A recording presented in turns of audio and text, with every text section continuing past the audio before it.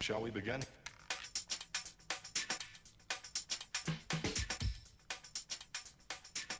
Welcome to the Ticket Stub special podcast edition. Connor and Dick here, and we are joined today with our special guest, Shea Serrano. Shea's from The Ringer. Shea, how you doing, man? What's up, homie? Not a whole lot. Shea, I want to give you a few plugs here real quick. Shea is a New York Times. Is this right? New York Times best-selling author? What do you mean is this right? Shouldn't you know this stuff going into the interview? No, I do know it. New York Times best-selling author. Hey, he's reading it from the internet, so you don't know if it's right or not, No, especially if it's on Wikipedia. Let's go change up Shea's Wikipedia real quick. No, what I'm just can we kidding. do? I'm just kidding, Shea. I'm a big fan, but I say that because you're such a humble dude. You know, you're a humble dude. You see, I mean, you know, everything you do, you're a man of the people, but still, you're climbing to great success. New York Times with the Rap Yearbook. You've got a book coming out, Basketball and Other Things. And one of the, you know, and Shea's every week on The Ringer is writing about basketball and other things for The Ringer website as well. And yeah, you like that? And you can find him on Twitter at Shea Serrano. Shea tweets about 1,000 times. Shea's probably one of my favorite follows on Twitter. He's on there all the time, tweeting all the time, but it's always Oh, he's good not stuff. a bot? Not a bot. That's too bad. No. Those are my favorite. Yeah, not a bot. But Those webcam bots are my favorite. yeah. You know, want to watch me take a shower? Follow Okay, me. Dick. See, we go podcast and Dick gets weird. But Shea, read you for years, man. But I want to say this is just personal moment. When you did Texans Hard Knocks recaps, that was when I really went all in. So, anyways, glad to have you on. In fact, Shea, you were just in the USA Today. Did you know that? I'm sure you know that. You probably got hit that 1,000 times, but I did not know that. you didn't. Uh-oh. Well, it was for the Carmichael's book thing. Oh, okay. So that makes sense. Yeah. Yeah, he did a thing where he picked a local bookstore from some random spot and encouraged all of his Twitter followers to go buy from them. And anyways, it ended up making pretty big news. But Shea, you're a sports writer for The Ringer. We are a movie show, but we are talking sports and movies today. So just for a couple minutes, I'd love it if you just tell us your story. Like, how did you end up becoming a writer, writing books for The Ringer and everything like that? That was a total accident. I was working as a teacher, and my wife at the time was a teacher as well. And she ended up having some complications with the pregnancy, and she couldn't work. So she was out of work for several months, and we just needed extra money. And I needed to find that money, and I couldn't. I went on like 3 interviews for jobs at places like Target or different restaurants or grocery stores, and each one of them told me they weren't going to hire me because I already had a full-time job and I couldn't work whatever hours. Oh, wow. So I just needed a thing I could do from home, yeah. And so I was just Googling work from home jobs, and writer was one of them. So that's how it started. You must have had some like writing background though, right? No, none at all. I was really, really bad at writing when I first started. It was just a thing like, you don't know how to play basketball until you start playing basketball. You know what I'm saying? It's the same thing with writing. You don't know how to do it until you start trying to do it, and then you just figure that shit out. Or you fail. One of those two things is going to happen. So Yeah, because I was gonna say I play basketball figure it out. and it hasn't. I haven't figured it out yet, but maybe one day. There's still time. Right. Well, that's awesome, man. That's a really cool story. Okay, so then you just started writing, and then eventually you started getting noticed, and you got picked up. Where does sports come into play? That's what I want to know. Well, the first thing I wrote actually was, like, I started out writing sports stuff for these little neighborhood newspapers. I live in Houston. We have several papers that are dedicated to just certain neighborhoods, and they cover like the football teams for the high schools in that area. So I was writing about high school football for those types of places, and then I was able to flip that into the next bigger spot, which is the alt weekly here in Houston. It's called Houston Press. They're like our Village Voice, our LA Weekly. Mm-hmm. And then I went from there. You know, you just sort of keep flipping into bigger and bigger things until you end up at a place like The Ringer. Well, I want to remind folks, if this is right on Wikipedia, were you born in Houston? Or are you from Houston? No, I'm from San Antonio. Okay. Well, I'm looking at Wikipedia. It says personal life. He lives in Houston, Texas. So I just didn't know. Yeah, I do. I live here now. I came here after college because my wife she's from here. So when she graduated, she wanted to come back to Houston. So I just followed behind her like a puppy. Like a good little boy. That's right. Well, hey, okay, so we're going to talk a little bit of sports movies here, but I wanted to start by asking, as a kid growing up, was there, I mean, I think for a lot of kids, movies is kind of what helps build that love for sports. Do you have that? I mean, was that your experience? Was there any movies growing up when you were younger that really like helped you fall in love and make sports be something you wanted to focus on? Yeah, White Men Can't Jump was my movie. That was the one where I found that movie right around the same time that I found Reggie Miller. Because again, this was in the early 90s or something like that. And you didn't have all of the basketball games on all the time or whatever. So you just saw whichever teams happened to be on NBC. And I just happened across a Pacers game one day, and I was watching him, and Reggie just jumped off the screen to me. And I saw him, and then I saw White Men Can't Jump around the same time. And from then on, it was just like, well, now I love basketball. I didn't understand. I had played it all before this. I didn't understand that part of it was a thing, like the talking trash and the running your mouth. Like that was a very natural thing for me in my normal life. I didn't know it could be part of basketball until I saw other people doing it. And then after that, I was like, well, this is great. So it's like you were like a little stealth trash talker this whole time, but you didn't know it would translate to the basketball court yet. He just needed an arena. Yeah, you just need someone to steer and guide you. Yeah. Okay, well, see, no. I just needed to see, you got to see somebody else. When you're a kid, if you see somebody else do it, then you know it's okay. So after that, it was just like, well, here we go. And it works a lot of the time, too. What you see in the movie, like in White Men Can't Jump, they have the Woody and Wesley get into that argument at a tournament where Wesley's mad that Woody is talking so much to the other players, and Woody's telling him, like, most guys don't play well when they're mad. Like, that's a true thing that happens a lot of the time. And, I'm only 5'7". In middle school, I was 4'8" or some bullshit like that. Just a little tiny guy. I was trying to get every advantage I could. And I figured out pretty quick that, like, if you just call someone a bitch enough times, like, they stop focusing on the basketball game. Get in their head, the head game. That's right. You break them. Yeah. Well, I want to let listeners know what's really great about Shea talking about this movie. This movie's rated R. So he's in middle school watching a rated R movie, and that's the one that has the most impact on him. So if you're in middle school, go watch rated R. Yeah, learn about the real world. Definitely. Right? Yeah, learn about the real world. Yeah, I wouldn't, I still remember that first rated R movie, anyways, for me at least. But yeah, okay, so I actually haven't seen White Men Can't Jump. Really? I know. I feel like I know. Rosie How do you Perez. do a sports movie podcast and you haven't seen the best sports movie of all time? Well, to be fair, our radio show podcast isn't specifically always about sports. It's about movies in general. I think he wanted to do this topic just so he could talk to you. That's my theory. Well, but and it was applicable. But what's great, Rosie Perez is in this movie. I don't know if you know her, but she has that iconic that voice. It's really high pitched, and she's a very attractive woman. And yeah, that movie's actually pretty dang good. I don't know if you could use that title today though. It'd be too controversial for White Men Can't Jump. I don't know. I think as long as you're still making fun of white men, as long as you're still trashing white men today, you can do it. Be all right. That's great. If it was you'll be fine. any other color, you'd probably be in some serious trouble. So okay, White Men Can't Jump, but I think that head game stuff that even seems to work at the highest levels of basketball. You'd think That's what Reggie Miller's known for, man. Well, I know, but you'd think those professionals would be like, you'd think that they'd be above that. But still, when you're on the court, I mean, you see them doing it all the time. You see them jawing at each other, and it works, man. I think as men, it's just like there's a part of us that can't help it. Well, also, I think in sports, especially basketball, that's where if you grew up on the basketball court, that's part of the game, and it translates even into your professional life because it's still just their game.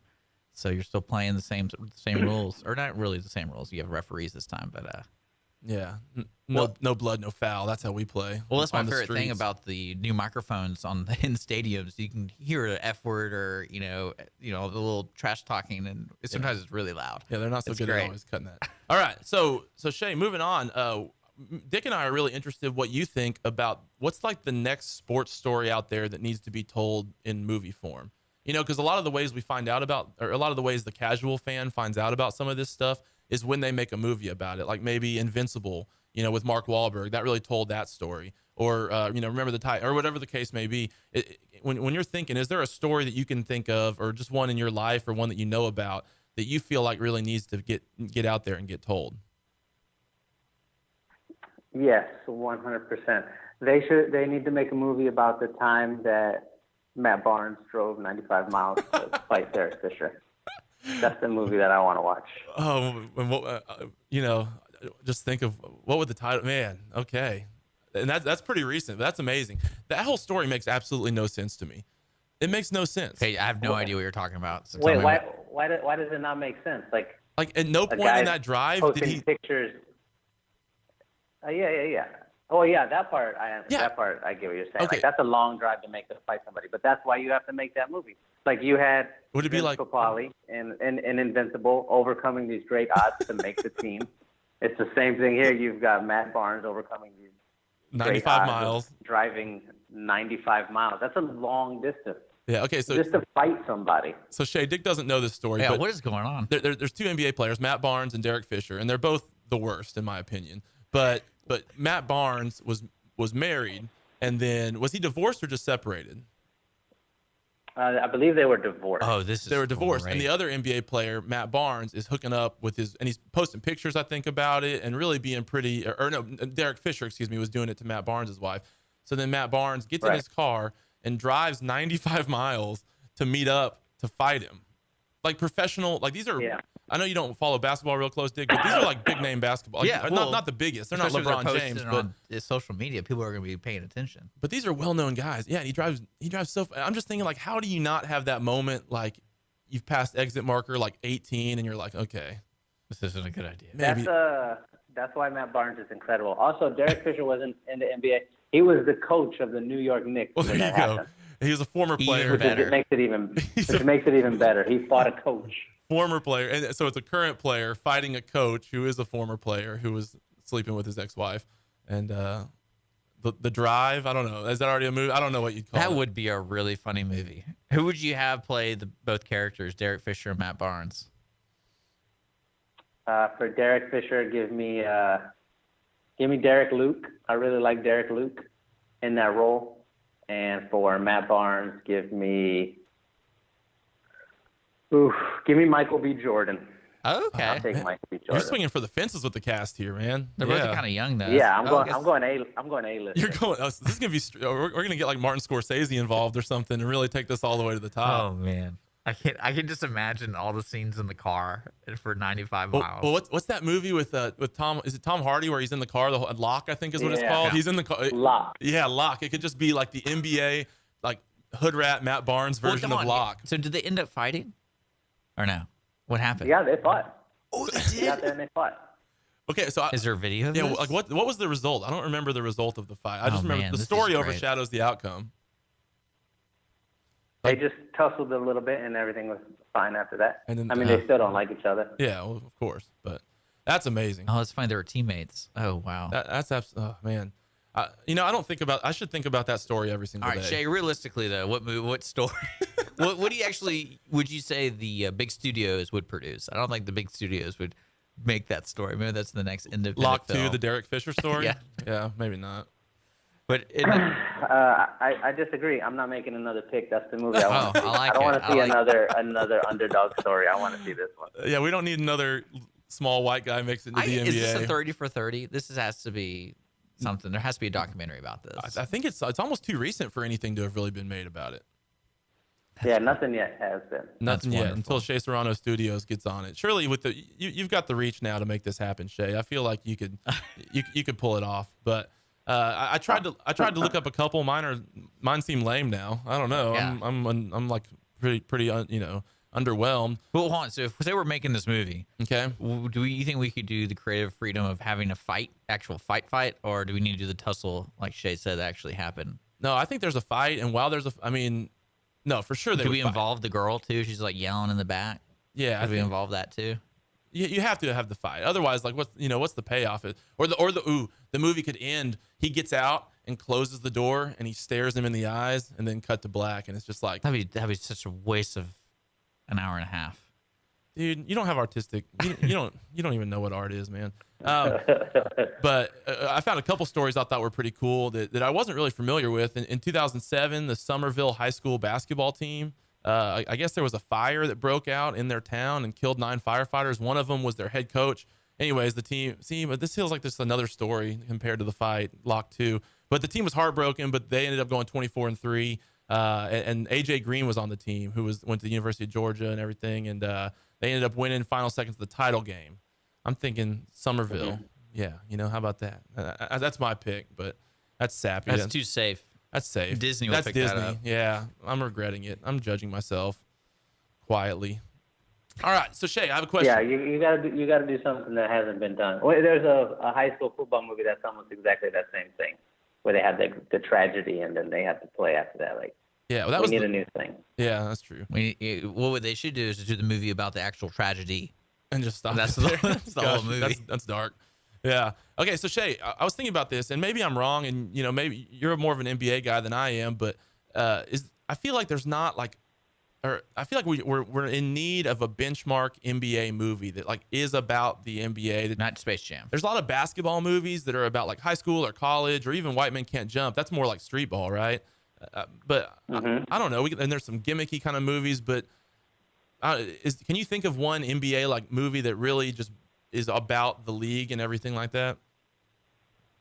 You mean like what they did with concussion in the NFL? You want something like that? Well, maybe not, maybe not quite like that. But I'm just thinking like there's like 100 million baseball movies. There's a bunch of movies that are about boxing. There's movies that are about football. I don't know. I was just thinking the about. NBA is really not that interesting. Oh, I don't know. Well, I meant more of like the actual organization. They're pretty much controversial all the time. There's not like a positive thing you could say about the NBA. I'm not really talking like front office, like draft day or anything like that. I'm talking more about like following like some NBA star. Like the lead character of the movie is an NBA star, or it's following an NBA team.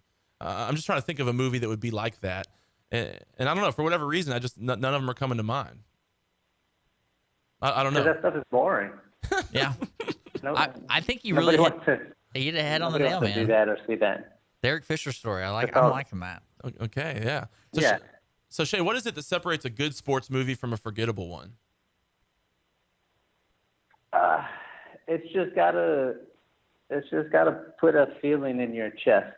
If you can work that into the movie somehow, through some sort of way, then that's how you get a great movie. Like, if we take any of the better sports movies, there was always that moment when you feel like you either feel like you're about to cry for whatever reason, either from happiness or from sadness, or you just want to scream. You need a moment like that in every great sports movie has something along those lines.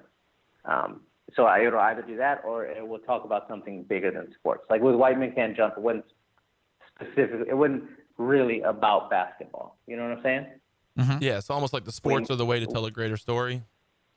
Yeah, exactly. So you need something like that in there, or you just need a cool sports moment like what we saw in Major League when he struck out Jack Parkman or whatever. Like that. You need a moment like that where you can just fucking scream and yell like, yes, this is great. Yeah, so the iconic moment, something that like fills you up, makes you really excited. And I guess the forgettable ones, are they mostly just like, is it because they're corny? Is it because they try for those things and it fails, or they fall short, I guess? Yeah, mostly. I mean, you can't say that it's only because they're corny or it's only because you do have corny movies that are able to do that. Like, what was that one football movie, but it was also like a Christian movie. Oh, the Giants? Facing the Giants. Yeah, and they have this scene when he's like making him crawl. Yeah, the crawl with the guy on his thing. back. Yeah, that pops up on Facebook like every other week. That's an incredible scene. I remember watching that. I watch it anytime it comes on, and I cry every time. Like I well up when he's screaming at him, and I feel it. Like that's what I'm talking about here. You need that sort of moment, but the whole rest of the movie is terrible and corny. Yeah, it's really, really bad. They get the guy shrugged. It's a bad movie, but it has that great scene. So, I mean, you try for those moments, and you just hope that they hit. But like the Mighty Ducks, when they come out from behind the net in the V for the first time. Oh yeah. You feel it. Oh yeah. When Remember the Titans, when Gary Bertier is laying in a hospital bed and he's talking and Julius is talking to him, like you feel it. You need to have that baked in there somehow. And so I guess most movies don't have it.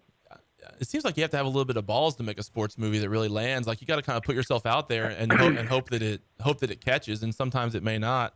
But if you don't have that moment, then Right. then kind of what's the point? Well, so you get people excited about the sport. I know that's my definition of what's a good sport movie. After you leave, you really either respect the sport or you want to go out and do it. And you get excited about watching more basketball or playing more basketball or getting more involved in the sport. Now, I think the Derek Fisher movie, that might get people more interested in what these players are doing on their free time. But yeah, but I think even maybe when sports and I'm making, I don't know, but sports movies and maybe sports in general, like watching the sport itself is really exciting and great, but almost knowing what's happening surrounding it is what makes it, that as just from a fan's perspective, like Days of Thunder. Not like Days of Thunder, but like I'm just thinking like, Harden and Westbrook, like that whole thing was building all season long, and it made even though those games were kind of hard to watch, it made it like the whole plot line was interesting. Or I mean, the Spurs Rockets, which just happened, same thing. It's like, these two franchises have a pretty long history of mostly the Spurs just dominating the Rockets, but it's almost like if you watch the game devoid of all that stuff, it would be way less interesting than when you have all that stuff rolled into it. And as you're saying that, I'm feeling like with sports movies that probably translates as well, where if there's a solid something happening below the surface, it really brings those powerful moments out. You could do the inside of Ron Artest when he punched that fan, like what made him do it. Well, he's crazy. I mean, that would be like just an LSD trip. I think. Well, I can't imagine having a character in a movie. His name is Meta World Peace. Throughout the whole movie, they're calling him like Meta or whatever. I don't know, what's his nickname? When you're his friend. I don't know. Surely they don't like. I can't imagine his friends call him Meta. Like, hey, I don't know. Hey, Meta. No, they call him Ron, right? I don't know. Gotta call him Ron. You gotta call him Ron. Okay. Well, that was a solid hit, though. So I think that'd be movie magic right there. Just kind of broad view here, Shea. Is there is there another sports movie that you can highlight as just one of your favorites in general? Doesn't have to be from childhood or anything like that, but just one that maybe every time it's on TV, you're watching it no matter what happens. I really like the Major League movies. Oh yeah, of course. Even though I'm not a baseball fan at all, but I really like those movies. If Rudy's on, I'm gonna watch Rudy. Yeah. If a League of Their Own is on, I'm gonna watch A League of Their Own. Yeah, that just celebrated its like 30th anniversary or something like that. Some crazy. Yeah, it was great. As far as new movies, I thought Creed was a perfect boxing movie. Yeah, Creed was awesome. I feel like Creed kind of revived Rocky, man. I feel like he kind of tarred his legacy there with the last couple Rocky movies. Really not super good. And then Creed came back, and Creed redeemed it fully. It was Michael B. Jordan's awesome. He's amazing. What I want to know, Shea, is what do you think about the remake of White Man Can't Jump? Did you hear about this? Yeah, I heard about it. I'm excited to see it only because the guy who's making it or who's in charge of it, his name is Kenya Barris, and he's the same guy who made that TV show Blackish, which turned out to be a really, really great TV show. Yeah. So, I mean, if somebody can make it work, maybe he can. It's in good hands. All right. Well, sweet. Yeah. Yeah. Okay. I hadn't heard about that, but that. Yeah. Well, I'm sure that's exciting. I need to watch the original first, though. I'm going to do that. You really do. That's like one of Woody Harrelson's and Wesley. Wesley Snipes probably better performances out of most of his movies. So. All right. Well, Shea, he wears his great hat too. That's the one thing I always remember where you get hats like that. Is it a bicycling hat he wears? Is that what it is? Yeah. That's what it was. That's pretty funny. So Shea, yesterday on the radio show, we asked each other the question, and if you can't, I know you don't have a lot of time to think about this, but we tried to come up with starting five, a starting NBA five based on movie characters that weren't like basketball movies. Does that make sense? So I mean, so we had some superheroes, we had some crazy, Dick is he's like a hipster and stuff, so he tried to throw some like cool random choices out there. Well, I said no superheroes because that'd be silly. Yeah, no, but you made Ripley from Alien your post. Yeah, she's tough, man. Yeah, she's 5'10". We looked it up, and then on the Facebook we had some guys coming in. So I didn't know if you had any thoughts about that. Like if you could put together the perfect starting five based on characters from movies, or just a couple guys you'd want to have on your team. Who would you go to?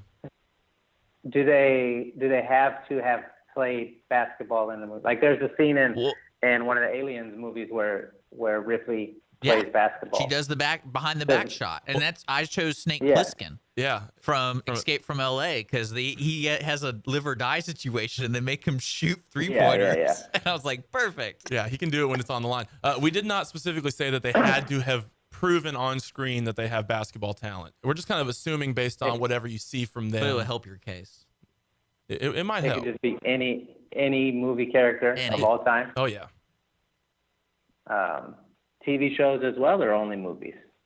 I'm flexible with it. Yeah, for you, you know, whatever you want, man. All right. Well, then my first pick is Hannibal Lecter. I want him playing on the perimeter. Yeah. Just because of the mind games, or what? Or you wear the mask? Yeah, I feel like he's gonna have a really good understanding of the game of basketball and how to like best exploit the weaknesses of the other team. You know, and some So guys guys used to wear that nose mask, mask that protected their broken nose, and so he could have one of those and feel right at home probably. Yeah. It may be exactly. little flesh colored. He blends right in perfect. Okay. Okay. Love it.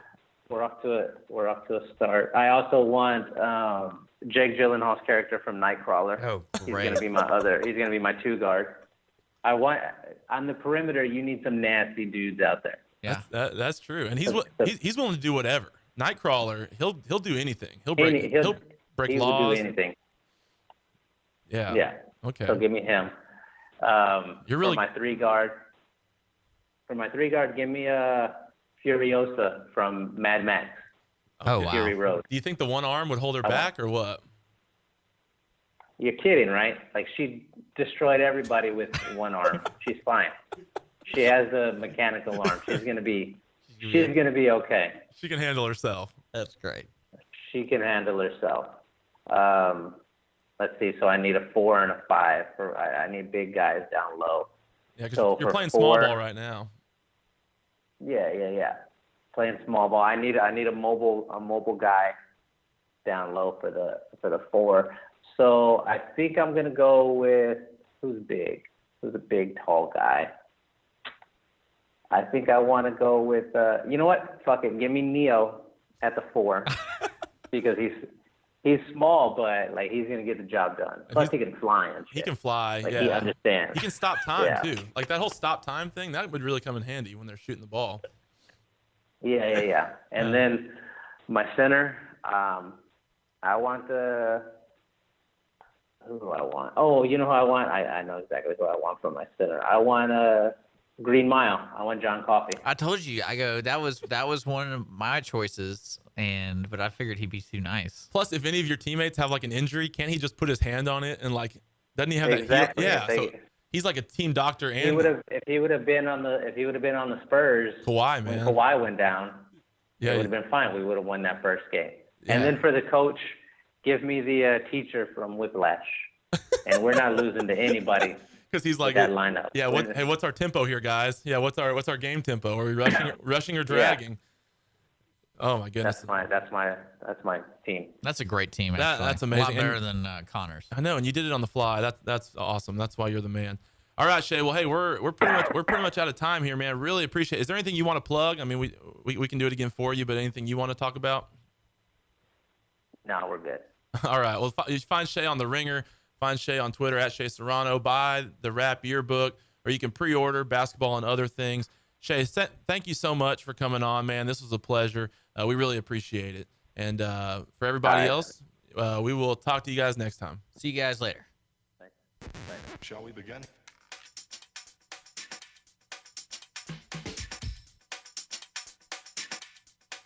Let's begin now.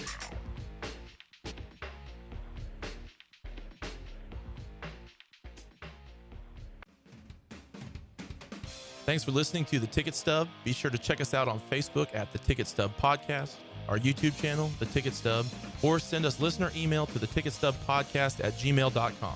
We also have all of our podcasts available on iTunes, Google Play, and Stitcher. If you're in the Conroe area, be sure to tune in live every Thursday at 104.5 and 106.1 FM to hear it as it happens and interact live with the show. See you next time.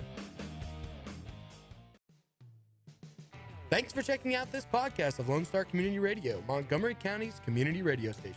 If you enjoyed this recording, make sure to check out our past shows online at irlonestar.com or their respective video or podcast formats on YouTube, Google Play, or iTunes. If you have any questions regarding the show, either it being about sponsorships or questions for the host, contact the station manager at dick@irlonestar.com or call the station at 936-647-3776. This show was recorded in downtown Conroe, Texas at the Lone Star Community Radio Studios, and Lone Star Community Radio reserves all rights to this recording and images.